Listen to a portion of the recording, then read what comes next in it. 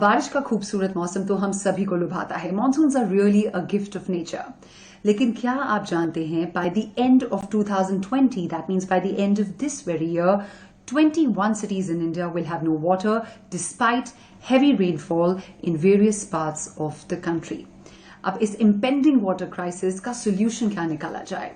इसका समाधान है रेन वाटर हार्वेस्टिंग, यानी कि बारिश के पानी की बचत, उसका संचयन और फिर उसका सही उपयोग।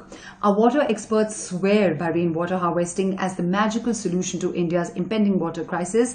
तो आज के हमारे इस एपिसोड में हमारी खास चर्चा रहेगी रेन वाटर हार्वेस्टिंग पर, और इसे आगे बढ़ाने के लिए हमारे साथ आज शो में जुड़ रहे हैं कुछ बेहद खास ऊषा वाटर हीरोज, जो अपने काम के जरिए देश पर बने इस जल संकट को दूर करने में डटे हुए हैं। आइए आपको मिलाएं हमारे आज के पहले ऊषा वाटर हीरो से। यह है डॉक्टर प्रियानंद अगाले, जो कि अपने काम के जरिए राजस्थान के इलाकों में जल क्रांति तक ले आए हैं। Let's take a look at his extremely inspiring story. The barren lands of Dhanora have today been filled with water due to the efforts of a water warrior. Turning the Jal Andolan into Jan Andolan, heroes like Dr. Priyanand Dagale are creating a strong youth base to fight India's water war. India can only conquer this war with the help of more such water heroes. So let me quickly introduce you to our very first Usha water hero for this episode, Dr. Priyanand Dagale, who's the founder and president of Eco Needs Foundation. ये foundation पर्यावरण संरक्षण के लिए काम करती है और अपने काम के जरिए राजस्थान और महाराष्ट्र के कई इलाकों में बड़े पैमाने पर बदलाव लाई है। ये इनके काम की बदौलत ही है कि धनोरा का गांव, जो कि राजस्थान में है, इंडिया का पहला स्मार्ट विलेज बन चुका है। आपको बहुत बहुत बधाई आपके काम के लिए। डॉक्टर प्रियानंद अगाले, हर एक बूंद में आपका स्वागत है। और डॉक्टर अगाले के साथ साथ हमारे साथ आज के इस एपिसोड में मौजूद हैं एडवोकेट अत्तदीप अगाले, जो कि डॉक्टर प्रियानंद अगाले के छोटे भाई हैं और शुरू से ही इनके वाटर कंजर्वेशन के तरीकों के साथ जुड़े हुए हैं। यही नहीं, ये इको नीड्स फाउंडेशन के फाउंडिंग मेंबर हैं and also heads the legal cell at the foundation. आपका बहुत बहुत स्वागत है हर एक बूंद में। डॉक्टर प्रियानंद अगाले, आपके काम के लिए आपको बहुत बहुत बधाई। आपसे सबसे पहले तो ये जानना चाहेंगे कि जो आपकी जर्नी है of creating water conservation models for villages in Rajasthan, how did it start? Can you just take us through that? Smart village Dhanora में जो वाटर कंजर्वेशन मॉडल हमने बनाया है, ये मॉडल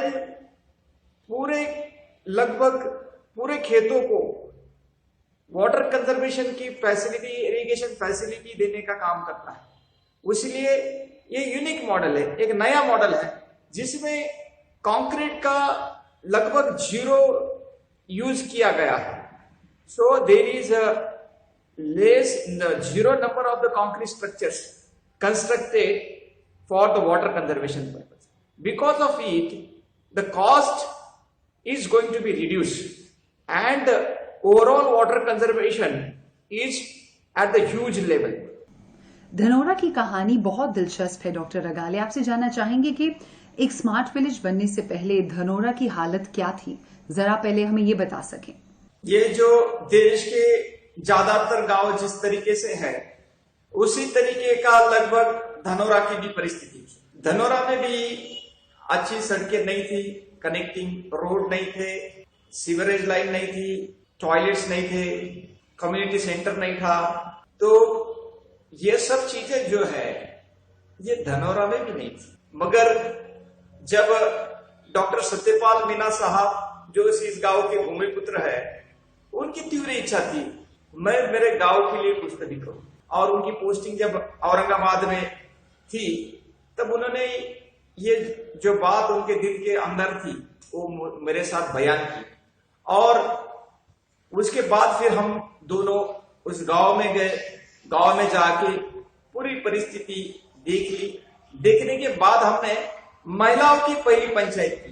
राजस्थान में हमने इस छोटे से गांव में, जहां कुछ फैसिलिटी नहीं थी, वहां हमने महिलाओं की पंचायत की और महिलाओं को टॉयलेट का महत्व समझाया।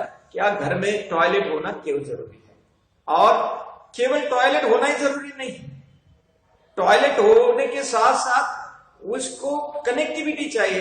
तो सीवरेज लाइन भी हमने इस गांव में डाली। और सीवर का पानी कहाँ छोड़ेंगे? तो इन्वायरमेंट को पोल्यूशन करना ये इकोनीड्स फाउंडेशन का काम नहीं है।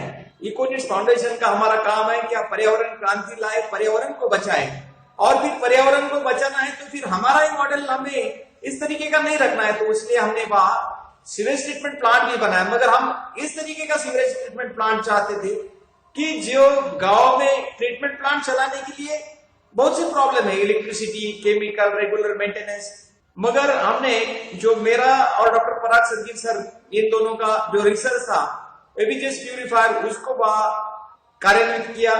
उसके कारण जो है वो पूरा स्लज वहां जो डिपॉजिट होता है वो वही कंट्रोल होता है। तो जो हार्मफुल एलिमेंट्स होते हैं वो एट द सोर्स हम कंट्रोल कर रहे हैं। प्रियानंद जी, आपसे ये जानना चाहेंगे कि वेस्ट वाटर रीयूज की प्लानिंग आपने किस तरह से की and how much water is Dhanora saving today? Smart village Dhanora में 2000 लोगों की पॉपुलेशन है और लगभग डोमेस्टिक वेस्ट वाटर की हम बात करते हैं तो nearly 80 to 90% water is the domestic waste water. So this huge amount of the water we are wasting and we are polluting the resources. Everywhere this is happening, but we collected this water at the treatment plant and then we give the preliminary treatment over there and then it is reused for the irrigation purpose. So in this way, this wastewater system is conserving the water and controlling the pollution. Advocate Agale, can you please tell us about the water policy or the right to water that you've been working on along with Dr. Priyanand Agale? अपने देश में water act and water prevention and conservation act 1974 ये act अभी अस्तित्व में है, लेकिन उसमें बहुत सारी खामियां हैं और उसका जो इम्प्लीमेंटेशन अथॉरिटीज है उसमें भी बहुत सारी उनको एग्जीक्यूशन में कुछ दिक्कतें, पॉलिसी प्रॉपरली फ्रेम नहीं है, उसके वजह से प्रॉपरली वाटर कंजर्वेशन और ये वाटर प्रिवेंशन फ्रॉम पोल्यूशन इसमें बहुत सारी दिक्कतें आती है। ये कानून सिर्फ एक पोल्यूशन जो पॉइंट सोर्स से होता है, जो अपने फैक्ट्रीज है वो जो गंदा पानी छोड़ते हैं उसके बारे में, और जो अपने डोमेस्टिक वेस्ट वाटर छोड़ा जाता है ये पॉइंट सोर्सेस को डील करता है। जो नॉन पॉइंट सोर्सेस है, जो वाटर फ्लो होता है बारिश की वजह से या नॉन पॉइंट सोर्स से, एग्रीकल्चर के पोल्यूशन से जो पानी की ये होती है, पोल्यूशन होता है, उसको ये सोर्स डील नहीं करता है। खाली एक पॉइंट, एक पाइप से या इंडस्ट्री से जो पानी गंदा पानी छोड़ा जाता है उसको ये डील करता है, इसलिए इनकम्प्लीट एक्ट है।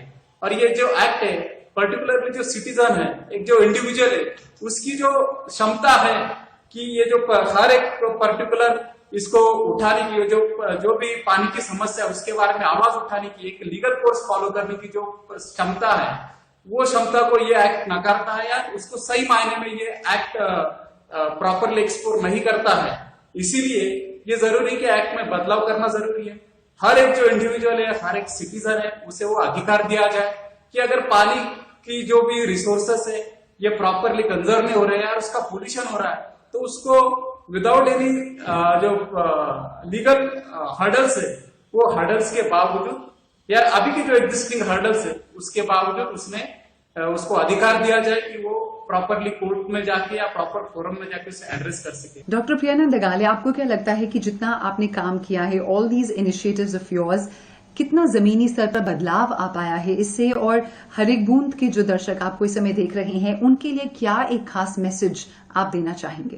पानी के जंग में हम सब संग होकर काम नहीं करेंगे तो हम पानी की समस्या के ऊपर मिजाज नहीं पाएंगे। इसलिए पानी की इस लड़ाई को हमें लड़ाई ये मानना है, ये जंग है ये मानना है। जिस तरीके से हमारे बॉर्डर के ऊपर जंग होती है तो हमारे सबके दिल दिमाग पे एक रौनते खड़े होती है, एक स्फूर्ति जागरूक होती है, एक तिरंगा लहराता है क्या मैं भी सीमा के ऊपर मातृभूमि के लिए कुछ करूं। मगर इस पानी को भी उसी तरीके से हम सबको मानना है और इस पानी को लड़ाई और अधिकार ये दोनों से जोड़ना है। इसलिए हम इकोनिक्स फाउंडेशन के जरिए राइट टू वाटर ये मिशन हाथ में ली है। तो हम जब तक नदी और नारी का सम्मान करना नहीं सीखेंगे तब तक देश में विकास की लहर भी नहीं चलाएंगे। तो नदी जो है ये पानी का बहुत बड़ा स्रोत है और इसको हम उतने नारी के सम्मान के से कंपेयर नहीं करेंगे, उतने पवित्र भाव से, उतने सम्मानजनक नजर से नहीं देखेंगे तो ये पानी का प्रश्न नहीं छूट सकता है। बहुत बहुत शुक्रिया डॉक्टर प्रियानंद अगाले और एडवोकेट अगाले आज के हमारे इस शो में हमारे साथ जुड़ने के लिए। आगे के आपके काम के लिए आपको हमारी ढेरों शुभकामनाएं।